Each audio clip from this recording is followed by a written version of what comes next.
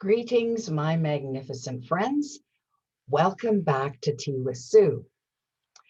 I want to confess something. I'm going through a breakup.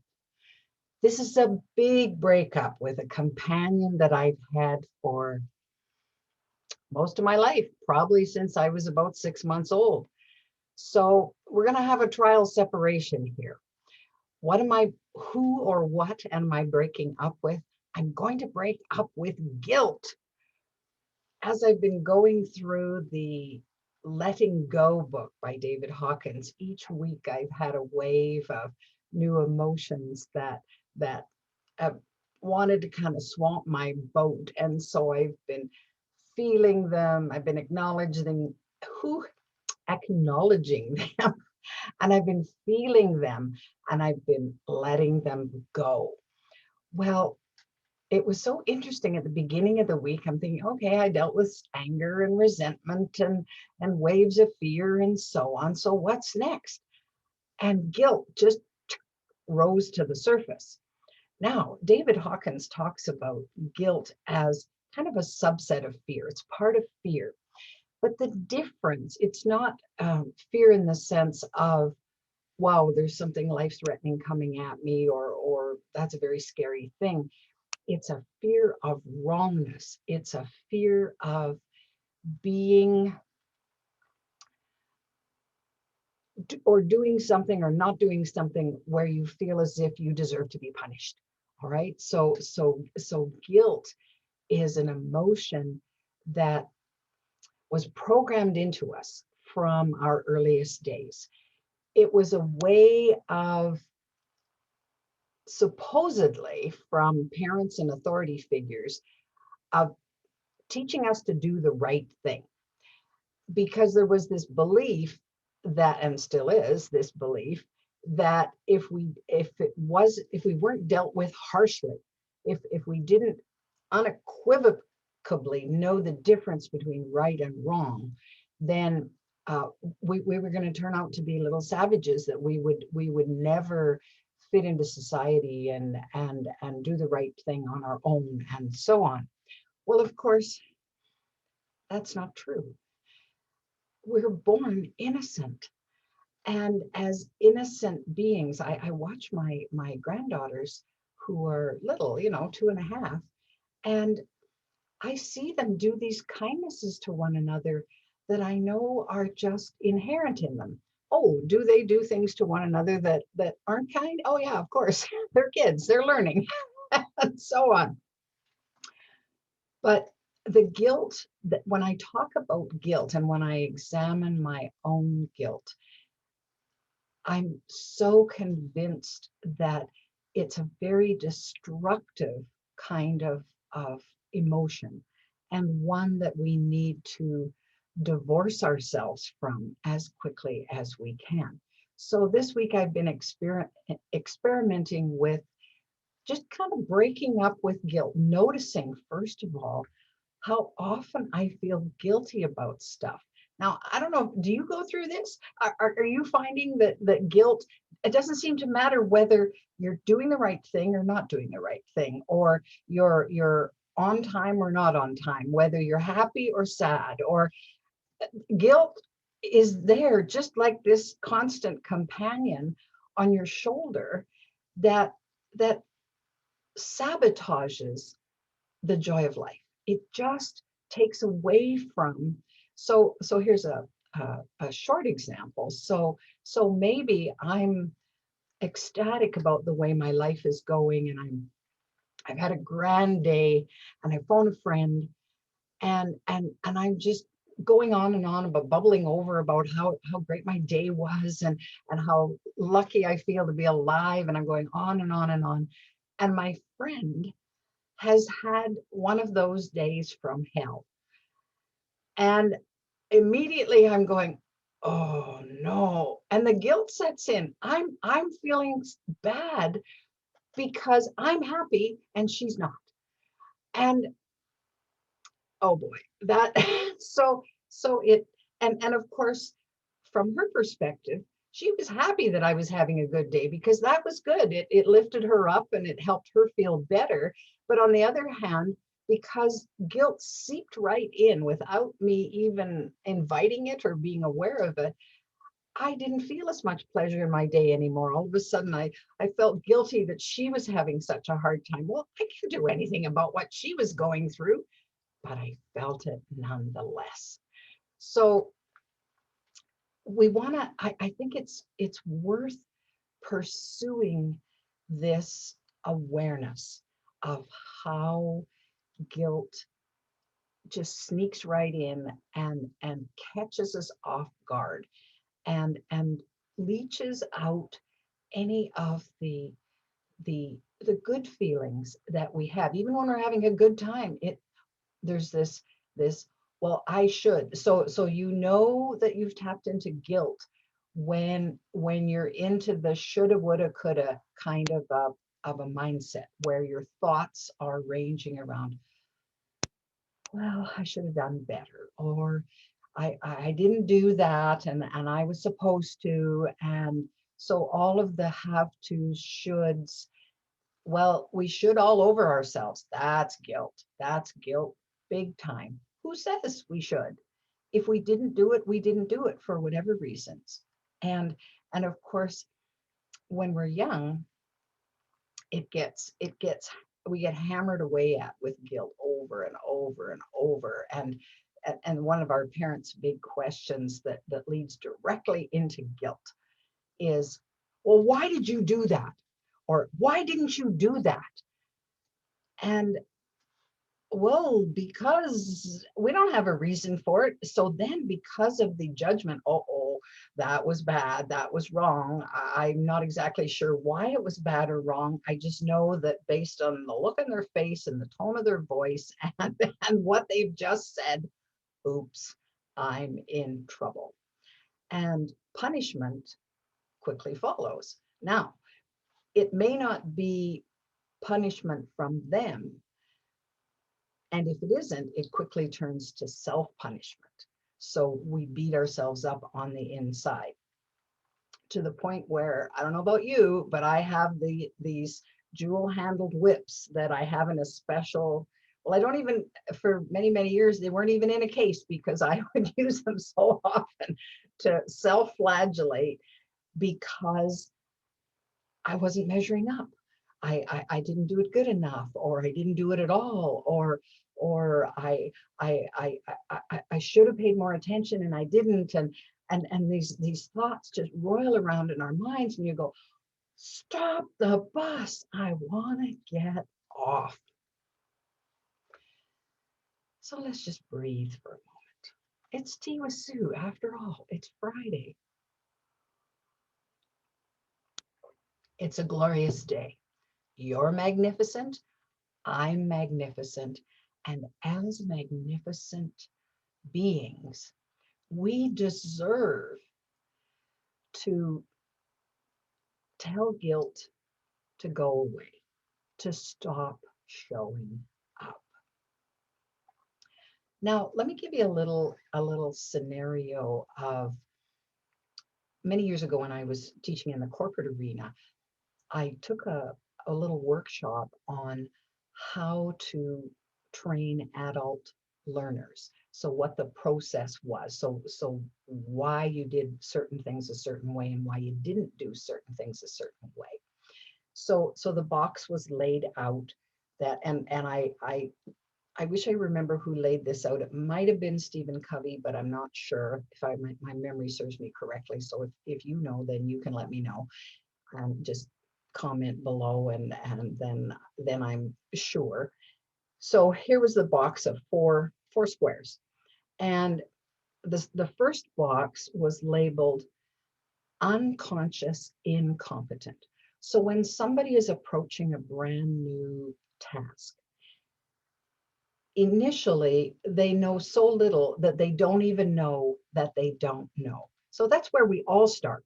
That when we first are born, we don't know that we don't know that there are other people around us. Like, we're totally unaware of that thing. And we also don't know that we don't know how to do stuff. It's just we're totally unconscious about that. So when we're presented with a new task, that's where we start from. We don't know that we don't know. Well, then as the task is presented to us and someone shows us or explains it or demonstrates it, tells us about it, then, so a little kid, well, you can put your own shoes on, because after, as a mother, you've bent over for 94,000 times and you're just flat out tired and your child is old enough to learn how to put on their own shoes. And, and they're kind of going, well, I didn't even know that I could do that. And well, how do you do that? I don't know. So they're coming from unconscious incompetent. They have no skills and they don't know that they don't know how to do it. So then you show them 54,000 times. And at some point, they move from, I didn't know that I didn't know, to, okay, yeah, I know I don't know how to do that. I've tried it a bunch of times and it's not working. So they move from unconscious incompetence to conscious incompetence. I actually know I don't know how to do this. Now, at that point, it is imperative if you're working with adults, and I suspect it's the same when you're working with kids, that you don't discipline them because it'll shut down their learning process. Kids love to learn. They're curious. And we as adults maintain that position because the little kid inside us never goes away, right? So we're curious, well, how does that work exactly? And so then we move to unconscious competence. Incompetence. I don't, or, wait a minute, let me back up here. We're in the second box. Conscious incompetence. I know I don't know how to do that. So recently, somebody had told me, well, Sue, you could put one of those virtual backgrounds behind you when you're doing Zoom so that if you wanted to change and something different, you could do that. And I said, oh, well, I don't know how to do that. And they said, oh, well, just download a virtual background. And so, well, I didn't even know how to do that. And so I was very aware that I was incompetent. I had no clue how to do that. And so I tried it. I managed to download the virtual background. And then I didn't know what to do with it. I said, okay. And I felt stupid because, well, I got that far, but now what do I do with it? Where's it supposed to go? And there's all these buttons to push and I don't know what to do next. So after I got over my feeling of less than because, oh, so guilt, right? But you should know how to do this. Come on now, you've done all kinds of things that are way more complicated than this. How come you can't do that? And I'm beat. Well, once I got past it, no, come on now. That's not right. That's not fair. You don't know how to do this. So, and somebody does. So why don't you ask somebody? So I asked a friend the other day, I said, well, I know about these virtual backgrounds and I know how to download them, but I don't know what to do with them after that. Like, what are you supposed to do next? And so he walked me through and he says, well, that bar on the bottom of Zoom, we'll push this button and it says virtual background. And then you just click on that. And oh, well, that's pretty simple. And so I followed the instructions and sure enough, I had a virtual background. Well, I didn't like it because when I move, it does odd things and hands disappear and I move around on the camera. So I thought, well, I don't really want a virtual background, but now I know how to do it. So I gave myself a pat on the back for relinquishing the guilt and saying that's ridiculous. Don't go there. But you can trust the fact that if you're training someone, you're helping them learn something new, they're going to feel a certain amount of guilt and shame accompanied by this feeling of incompetence. And they're very aware of it. So if you tell them, well, you're just stupid. You're not doing that right. And you discipline them at that point as they're trying to learn. You're going to shut down the learning process from them, and then other feelings from their point of view are going to rise up. You're going to feel frustrated and upset and annoyed that they're not learning the way you're trying to teach them, and they're going to feel resentful because they don't know and they want to know, but you're sabotaging their learning when you call them names or get frustrated or show your anger or whatever. So it's just not appropriate when you're teaching somebody something new. So now we'll assume that after a period of practice, and so what's appropriate when someone is learning is you praise the parts that they did well and then redirect them on the parts that they didn't do well. So with the shoes with kids, well, how many kids put the left shoe on the right foot and the right shoe on the left foot? Typical, they don't understand that there's a difference between the shape of your left shoe and the shape of your right shoe. So they put them on, quotes, the wrong feet. And of course, kids are fond of saying, but Mom, these are the only feet I have. How can I have them on the wrong feet? So anyway, so that then, wow, you got your shoes on by yourself. Good for you. And if it's appropriate, you might at that point say, now, next time, let's change them around, because notice that the shape is different for each one. And then they start to notice that's different. But maybe that's good enough. They got them on, you can get out the door. You don't have to bend over and help them anymore. So you praise them. And then when they got it, but not quite exactly, then you show them, okay, here's the next thing you need to know. And then they try that. So it's a case of telling them, of showing them, of praising them, and redirecting when it's not quite in order or the way that it needs to be done. So in the natural progression of things, then people will move from conscious incompetence to conscious competence. So every time they go to do that task for a period of time, they get so that they are aware of the steps and they can follow them correctly. And they say, now I know how to do that. Yes. And they feel good about that. Now, if it's a task that they repeat continually, eventually they move to unconscious competence, where they just know. They just do it because it's habitual now and the routine is set. And I mean, do you think about putting your car in drive when you get, after you turn on the engine and you're ready to go? No, you just put it in drive because that's the next step. And so it's just an unconscious thing, signaling when you turn right or left, and you just do it automatically because that's the way you were trained to do it. But of course, guilt sneaks in if you forget to turn on your signal light and you hear a horn blaring from behind. So see what I mean about guilt? It just sneaks in whenever we're not paying attention, or even if we are paying attention, it likes to just, well, time to take a break. Time to take a break from guilt. It's not only emotionally draining, but it can be physically destructive, because that threat of punishment taps into our fight or flight mechanism in the body. And if you've heard me before talk about stress, then you know that our immune system shuts down when we're in fight or flight.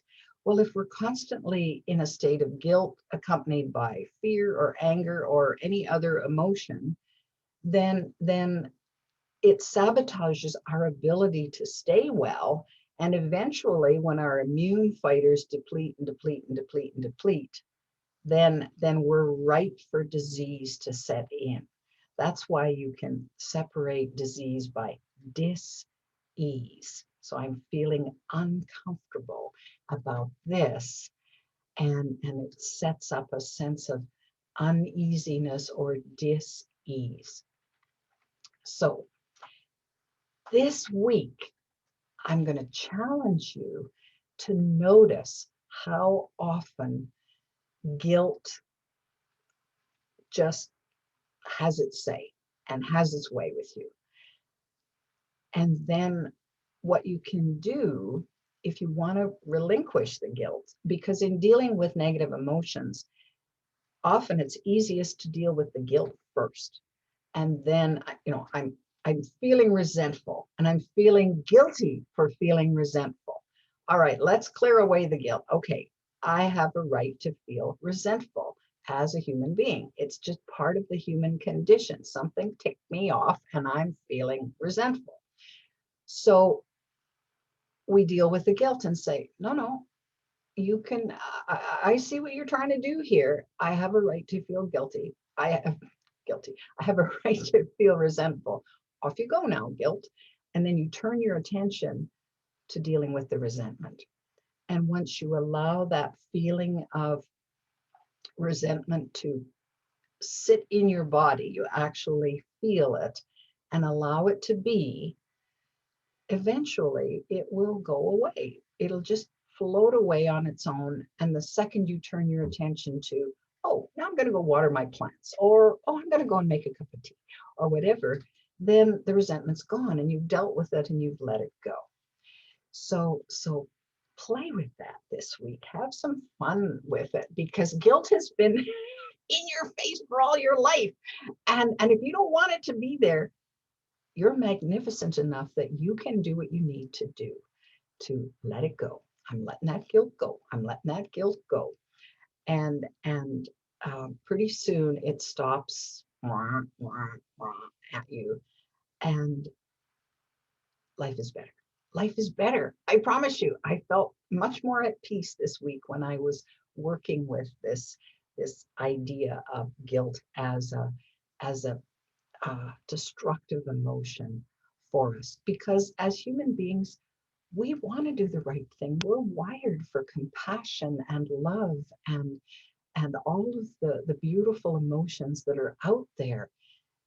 We just need to allow ourselves to experience them. And guilt doesn't want us to do that for whatever reason. I don't know what guilt's agenda is, but anyway, that's my thing for today. So thank you so much for joining Tea with Sue today. If you've missed some of the other episodes, you can certainly subscribe to my YouTube channel or to the Global Strong YouTube channel and pick up the other episodes that are there for you. Please like and share this video if you think it will be worthwhile for other people. In the meantime, have an absolutely glorious weekend. You know you can do it because you're that magnificent. It's a long weekend here in Canada. The weather's supposed to be great. And so enjoy the sun and enjoy you, because you are that magnificent. See you next time.